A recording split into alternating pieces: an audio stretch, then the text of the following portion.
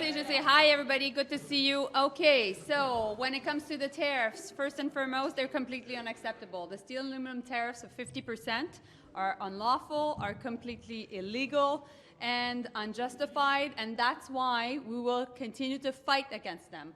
Why? Because they're putting lots of jobs across the country at risk and livelihoods as well. They're a direct attack against our workers in the aluminum and the steel sector. So this government is standing up to make sure that we protect the jobs. And at the same time, we will continue to make sure to have constructive conversations with the industry. Today, I had a meeting with all the major CEOs of the steel sector and also with the labor representatives. We're in solution mode.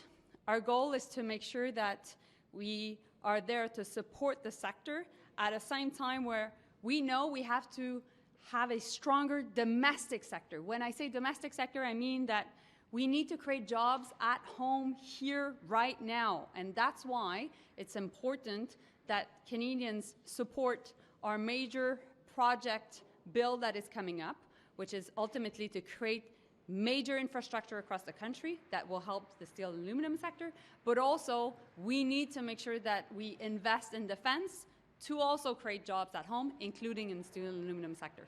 So my goal is to also go and meet the workers really closely, and I'll have more to say later today about this. En français, donc les 50% de tarifs sur l'acier et l'aluminium de la part des Américains sont complètement inacceptables, sont complètement injustifiés, et nous allons continuer à se battre contre ces tarifs-là. Ces tarifs-là ne sont non seulement pas juste injustifiés, mais ils sont une attaque directe de la part de la Maison-Blanche contre nos travailleurs dans le secteur de l'aluminium, dans le secteur de l'acier. Aujourd'hui, j'ai rencontré les présidents, tous les présidents les plus importants dans le domaine de l'acier et également les représentants syndicaux. On est en mode solution. On est en train de trouver des solutions présentement pour la crise, mais aussi comment on est capable à plus long terme de protéger et créer des emplois dans les deux secteurs. Et on va le faire en investissant dans les projets nationaux, donc des grands projets d'infrastructure, mais aussi dans le secteur de la défense. Et ça me fait plaisir de répondre à vos questions. L'aide a été versée à l'industrie en ce moment. Vous avez récolté 1,7 milliard en contre-tarif. Combien de cette aide-là est versée en mesure d'aide aux entreprises? Il y a différents programmes qui sont offerts présentement. Je pourrais vous revenir avec les chiffres, mais c'est sûr qu'il y a de l'aide présentement aux grandes entreprises, mais il y a de l'aide aussi aux plus petites entreprises via les agences de développement régional, dont DEC au Québec. The industry is asking the government to immediately bring in tariffs to target the countries, not just individual companies that routinely dump cheap steel into the Canadian market. That's something you could do right now. Will you do it? So a lot of the conversation was about how we can make sure that we protect our domestic market, and we're working on solutions. That's why the industry and myself will continue to engage in the coming hours and days, because we need to get to a good plan together.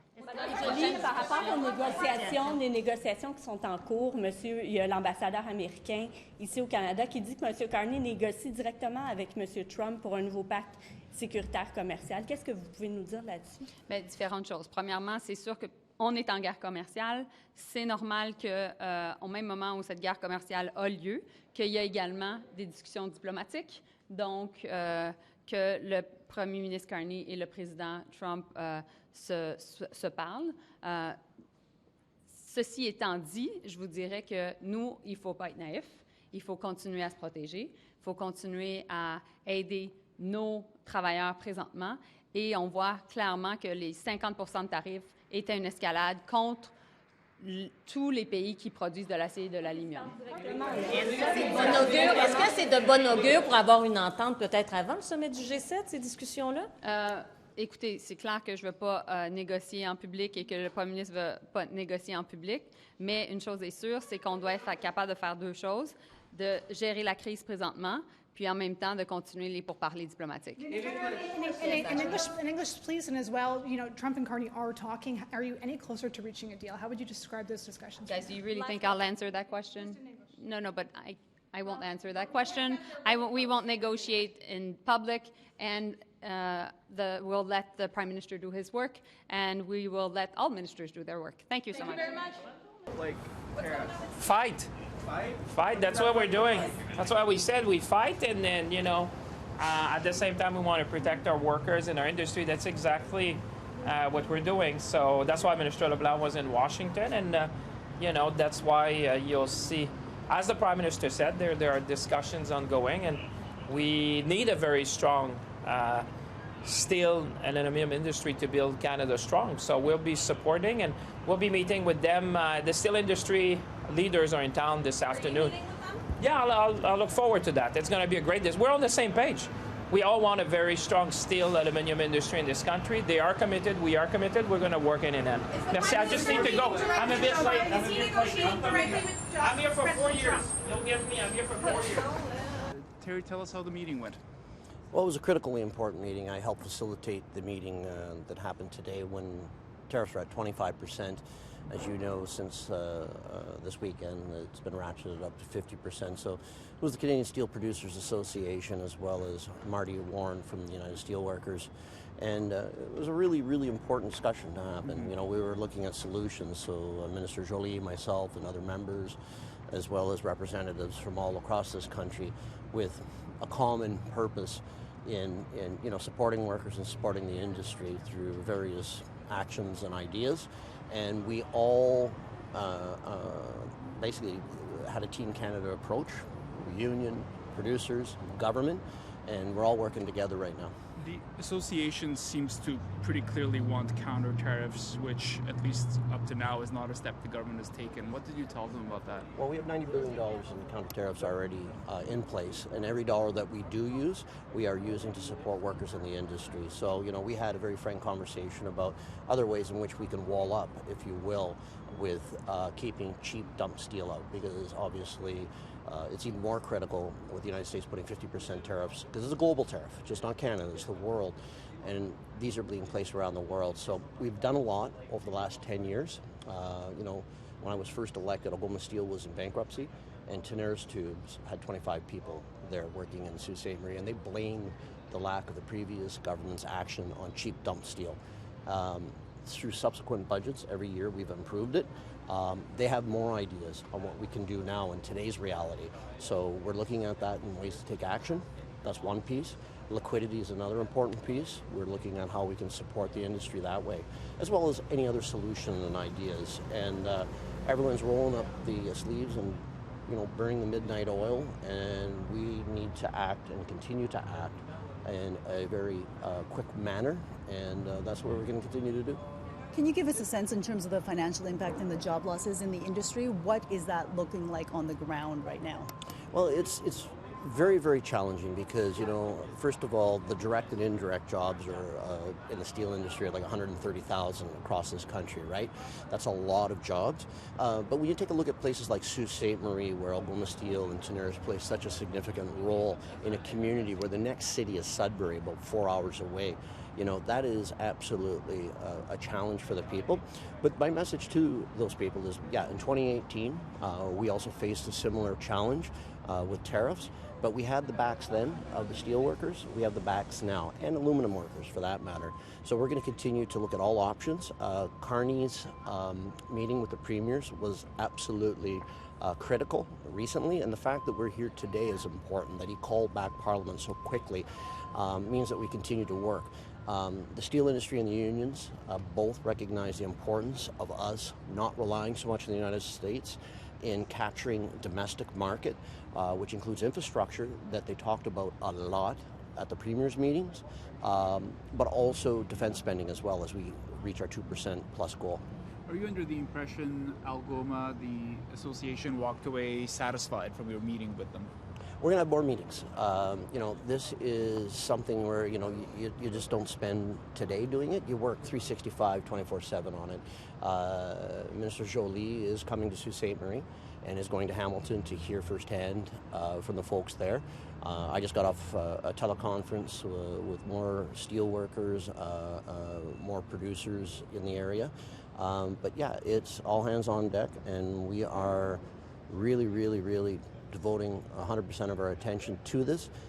with solutions in mind, and we are going to have the backs of the industry and the workers.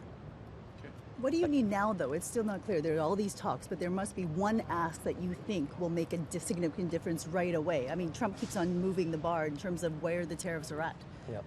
I think that you have to have lots of tools in the toolbox, and they're presenting a lot of tools. There's not like one magic tool that they're suggesting. They're suggesting a multitude of things that ought to be done with this reality, because this reality we have never seen. I'm sitting there talking with people. I've been at this since 2016. Some of these people have been at it for 40 years, and they've said they've never seen anything like this. So a lot of ideas are coming forward. It was a great meeting because there was, when we all raised and left, we raised and left as Team Canada and looking at a multitude of different tools to fix this problem. And can you tell us when Minister Joly is going to Hamilton and Sault Ste. Marie? She's scheduled to go tomorrow. Okay. Yeah. So merci. Thank you. Okay, thanks so much. Marc Garneau and his passing. A few words without crying, you mean? I sat with Mr. Garneau many days and many nights, getting important legislation through the House, and he was such a serious man. Took everything in his life serious. Every once in a while you'd get a laugh out of him, but it took a lot. He contributed immensely to the work we did in the House, but he made everybody proud of Canada as an astronaut. And so he was both a great astronaut and a great member of Parliament. And I wish him peace and tranquility in his new life up there. Do you have a story you'd like to share in particular, a memory that you have with him? Just the fact that he was so serious and took everything so seriously.